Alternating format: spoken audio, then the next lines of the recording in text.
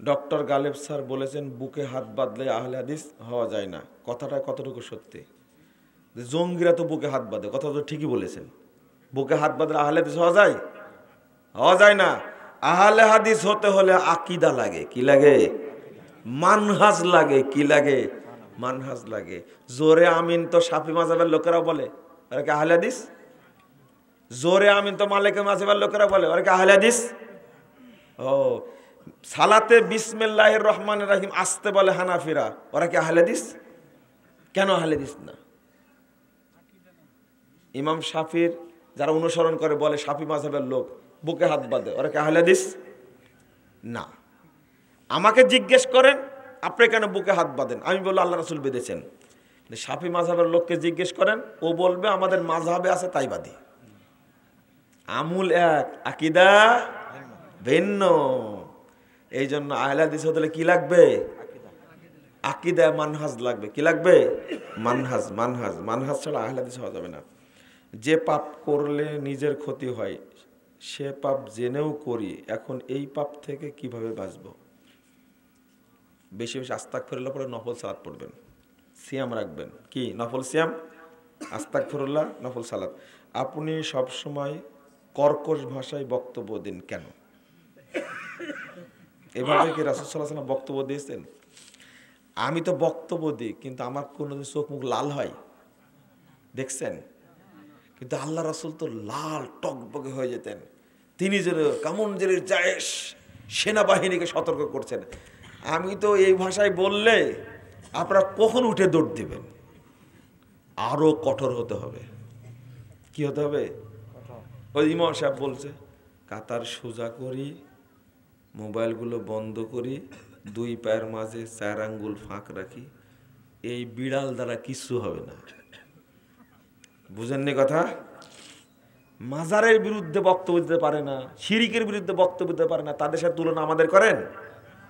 যাদের নামে শয়তানও কোনোদিন মামলা করে না, ওদের সাথে আমার তুলনা করেন? কেন বললেন? প্রশ্ন শিখতে হবে আপনার কাছে, তাই না? কর্কশ ভাষা কাকে কয়? আপনার গায়ে লাগে তাই? গায়ে লাগে তাই? আমার সাথে চলেন, একটু দাওয়াত দিলাম, আমার সাথে চলেন। আমি কর্কশ ভাষায় কথা বলি না, বক্তব্য দিয়ে আপনি বুঝবেন। এটা কষ্ট হয়। আপনি তুলনা করছেন কার সাথে? কার সাথে তুলনা করছেন আপনি? খুব মোলায়েম ভাষার কথা বলে। শিরিক বিদআতের বিরুদ্ধে কথা বলতে হবে, কঠোর হতেই হবে।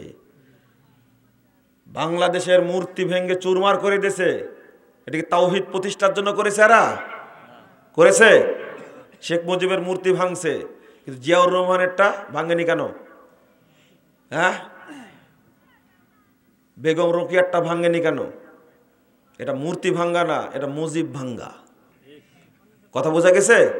আর যাদের অন্তরে তাওহীদ আছে তার আগে মাজার ভাঙবে, মূর্তি ভাঙবে না আগে। আমরা তালেবান না, তালেবানরা সব মূর্তি ভাঙছে, কিন্তু মাজারগুলো সুন্দর করে সাজাইছে। আবার মূর্তি পূজারি ওরা। কার সাথে তুলনা করেন আপনি? কার সাথে তুলনা করেন আপনি? আবার মানুষ হন, আবার বুঝেন শরীয়ত। আপনি কি মনে করেছেন? আল্লাহ রাসূল বলেছেন আলী রাদিয়াল্লাহু আনহু, এই শুনেন, লা তাদাতিমসান ইল্লা তামাসতাহু ওয়ালা কবরান মুশতাফিন ইল্লা সাওয়াতাহু। আলী শোনো, যাও বের হও, যত ছবি এবং মূর্তি রয়েছে, যত ছবি মূর্তি রয়েছে মাটি ভেঙে চুরমার করে দাও। যত উঁচু কবর রয়েছে সবগুলো মাটির সঙ্গে মিশিয়ে দাও। আপনি হাদিস অনুবাদ করতে গেলে গরম হওয়াই লাগবে। আপনি তো অনুবাদ জীবনে করেননি, কারণ মূর্তি ভাঙ্গার নাম করলে আপনার নামে মামলা হবে। আপনাকে বলবে কর্কশ ভাষী, আপনি বললে এই লোকটা মানে অসভ্য মানুষ। আপনার মতো ভদ্র শয়তান দেয়া কখনো মূর্তির বিরুদ্ধে বক্তব্য হবে না, শিরিকের বিরুদ্ধে কখনো বক্তব্য হবে না। আপনি সাপের গালেও চুমু মারেন, বিজির গালেও চুমু মারেন। আমি মুজাফফর সেটা না, ভালো করে বুঝেন। যেহেতু বলে দিয়েছেন আপনি, আপনাকে একটু বলে দিলাম। আল্লাহ রাসূল বললেন, খালিদ বিন ওয়ালিদ তুমি যাও, উজ্জা নামক মূর্তিকে হত্যা করে আসো, জিনকে, এই ন্যাংটা নগ্ন এই মহিলা জিনকে হত্যা করে আসো। খালিদ বিন ওয়ালিদ গেলেন, যাওয়ার পরে দেখছেন ও নাই, বাসা আছে 3টা বাবলার গাছে, বাবলা গাছকে ভেঙ্গে চুরমার করে দিয়ে ফিরে আসলেন। আল্লাহ রাসূলকে বলছে, আল্লাহ রাসূল ওকে পাইনি, ভেঙে দিয়েছি। দিলেন ধমক, লাম তাফলাশাই, তুমি কিচ্ছু করনি, যাও আবার। এবার গিয়ে দেখছে ওই ল্যাংটা জিন, এই বদমাশটা ল্যাংটা হয়ে মাথা ঝাঁকড়া করে কাদা মাখা ভয় দেখানো দাঁড়া আছে। আর সবাই বলছে ইয়া উজ্জা ইয়া উজ, চিৎকার করছে। কিসের কি? খালিদ বিন ওয়ালিদ দৌড় দিয়ে গিয়ে ওই নগ্ন জিনকে হত্যা করে চলে আসছে। আল্লাহ রাসূল বলছেন তিলকাল উজ্জা, খালিদ এই উজ্জা শয়তান নিয়ে এই ন্যাংটি এসে মূর্তির মধ্যে ঢুকে গুতা দিত, শব্দ করতো, আর কাফেররা বলতো আমার দোয়া কবুল হয়েছে, তুমি আজকে একেই হত্যা করেছো। ধমকটা যে মারলেন খালিদ বিন ওয়ালিদকে, ধমকটা কেমন ছিল? আবার মানুষ হন। যেভাবে চুরি চামারি করে মুখে দাড়ি নিয়ে, মাথায় টুপি নিয়ে, গায়ে পাঞ্জাবে দিয়ে পাসপোর্ট অফিসে বসে থেকে হারামখোর সব মানুষের কাছ থেকে টাকা খায়, বিদ্যুৎ অফিসে বসে থেকে হারামখোর কত কোটি কোটি টাকা ঘুষ খাচ্ছে, কাস্টমসে বসে কতটা কোটি টাকা ঘুষ খাচ্ছে। এই হারামখোরের বিরুদ্ধে কথা বলতে গেলে এত বিড়ালের মতো বললে হবে? হ্যাঁ, ও 1 টাকা চুরি করলে কি মারটা মারেন, আর 1000 কোটি চুরি করলে ওকে স্যার বলেন। আমিও বলবো স্যার, আপনি মনে করেছেন ওকে জুতা মারবো আমি যদি আল্লাহ সুযোগ দেয়। কথা কি বুঝতে পারলেন?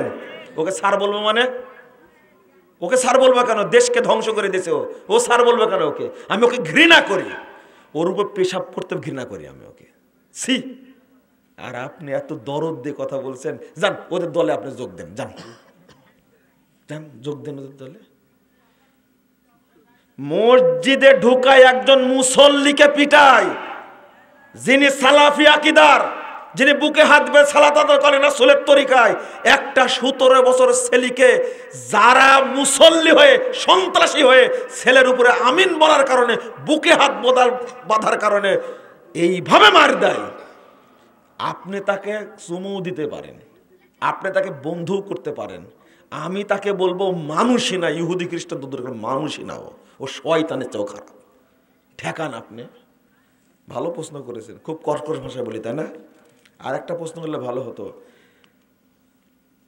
কি ঠান্ডা সমস্যার কারণে শীতকালে তায়াম্মুম করে সালাত পড়া যাবে কি? যাবে। আল্লাহকে বুঝাবেন তাহলেই হবে। অনেকেই বলে যখন যে সরকার ক্ষমতায় আসে আহলে হাদিসরা তখন সে সরকারের গুণগান করে। গুণগানই তো করে। বিএনপি জামাত আসছিল, আহলে হাদিসদেরকে লাল বাতি দেখা দিয়েছে, একবার 10 হাত দেখা যায় জেল খাটায়া একবারে নাকে দড়ি দেয়া ঘুরাইছে। তা আওয়ামী লীগরা তো বুঝেছে, একবার জেল খাটেছে বিএনপি জামাত ইসলামী দল হয়ে, গালেব সাহেবের মতো মানুষকে যেভাবে দড়ি দিয়ে ঘুরাইছে, একদিনে এক রাত্রিতে 4 জেলায় বোমা হামলা করেছে, ডাকাতি করেছে, বিশ্ববিদ্যালয় একজন প্রফেসর ডাকাতি করেছে। ও জামাত ইসলামের ভাইরা, তোমরাই তো এটা বলেছো, তাই না?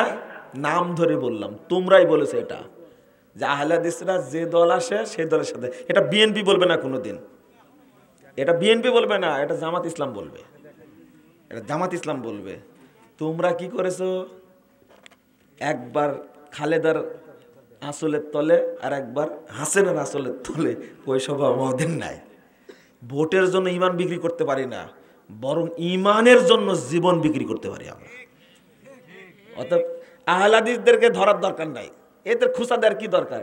খোঁচা দেন হেফাজতকে আর 7 গ্রুপ আর জুবাইর গ্রুপকে, তাহলে হয়ে যাবে। আহলে হাদিসের কয়টা? হেফাজতের সাথে আতাত করেন, হেফাজতের আমির বলে দিছে জামাত ইসলাম কোনো ইসলামী দল নাই, যান তাকেই বুঝান আগে। আমরা এখনই এত বড় কথা বলিনি। আর বেরলবিরা বলছে মওদুদি হলো কাফের, জামাত ইসলাম যারা করে তারা কাফের, আমরা এখনই কথা বলিনি, ওদেরকে ঠান্ডা করেন। আহলে হাদিসদের লাগেন কেন? আহলে হাদিসরা চলবে না, আপনাদের চলবে না, সাবধান। ওই কথা বলেন না কেন? আমি কি মামলা খাইনি এই সরকারের আমলে? ব্যাকুব এখন আমার নামে 4টা মামলা আছে, এই হাসিনা সরকার দিয়েছে, আমাকে জেল খাটাইছে। কি কি ওই মিথ্যুক, ওই গাঁজাখোর, ওই মদখোর, তোমার শরম লাগে না? বেহায়া কোথাকার। আহলে হাদিস চিনো তুমি? আমার নামে মামলা কেন? আমার নামে মামলা কেন? রাজনীতি শিখতে হলে আমাদের কাছে আসতে হবে, অত সহজ না। আমরা এই কাজ করতে পারি না, আমরা এটা করতে পারি না। এই প্রশ্নগুলো মনে আপনারা করেছেন, তাই না? হ্যাঁ হ্যাঁ, আপনারা করেছেন। নবান্ন উৎসব পালন করা কি যাবে? হারাম, হারাম। জানে যে মুজাফফর বিন মুহসিন খেপাতে পারলেই কাজ। জুমার নামাজ দুপুর 2টার পরে আদায় করে আমার কর্মস্থলে বাসায় এলাকায় হওয়ার কারণে সেখানে নামাজ পড়তে হয়। জুমার নামাজ দুপুর 2টার পরে আদায় করে মানে লা হাওলা ওয়ালা কুওয়াতা না, ওদের সাথে পড়বেনই না, ওদের পিছনে নামাজ পড়ে নামাজই হবে না। আপনি একা পড়বেন, ওইটাই জামাত। দেরিতে পড়বেন, ওটা জামাতি না। জাযাকুমুল্লাহ খাইরান, বারাকাল্লাহু ফিকুম। পড়েন সুবহানাকা আল্লাহুম্মা ওয়া বিহামদিকা আশহাদু আল্লা ইলাহা ইল্লা আনতা আস্তাগফিরুকা ওয়া আতুবু ইলাইকা। আসসালামু আলাইকুম ওয়া রাহমাতুল্লাহি ওয়া বারাকাতুহু। সম্মানিত উপস্থিতি, সাহেব মহোদয়।